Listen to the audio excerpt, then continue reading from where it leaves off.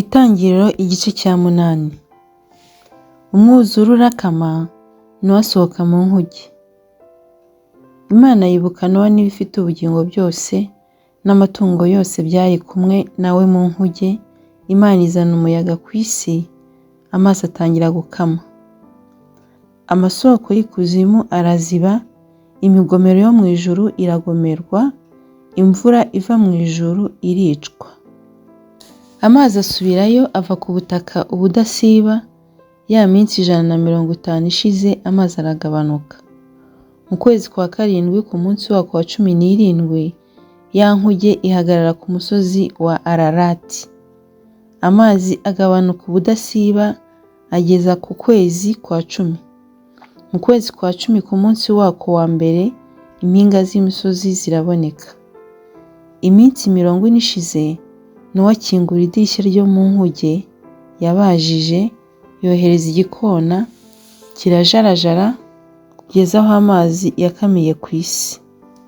Maze yohereza inuma kugira ngo amenye yuko amazi agabanutse ku isi.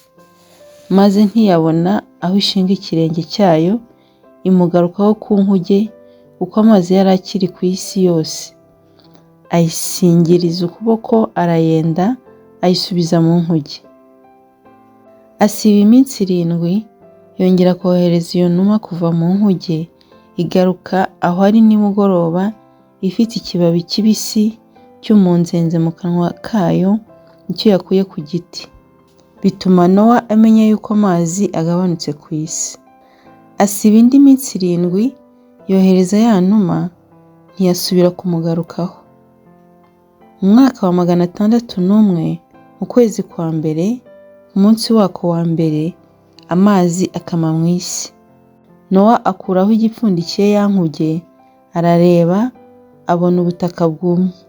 Mu kwezi kwa kabiri, ku munsi wako wa 27, isi iruma. Imana ibwira Nowa iti, sohokana mu nkuge n'umugore wawe n'abana bawe n'abakazana bawe, kandi usohokane ibibaho byose muri kumwe byo mu bifite umubiri byose, inyoni n'ibisiga n'amatungo n'ibikururuka hasi byose, kugira ngo bibyarire mu isi cyane, byororoke bigwire mu isi.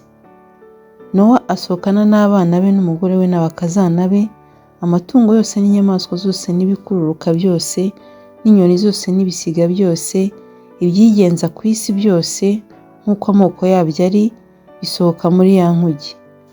Nowa yubakira Uwiteka igicaniro, atoranya amatungo yose no mu nyamaswa zose zitazira no mu nyoni n'ibisiga bitazira, atambira kuri icyo gicaniro ibitambo byoswa. Uwiteka ahumurirwa n'umubabwe.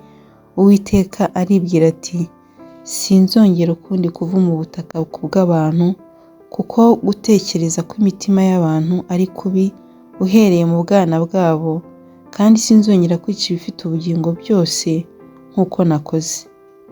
Isi ikiriho, ibiba n'isarura, n'imbeho n'ubushyuhe, n'impeshyi n'urugaryi, n'amanywa n'ijoro ntibizashira.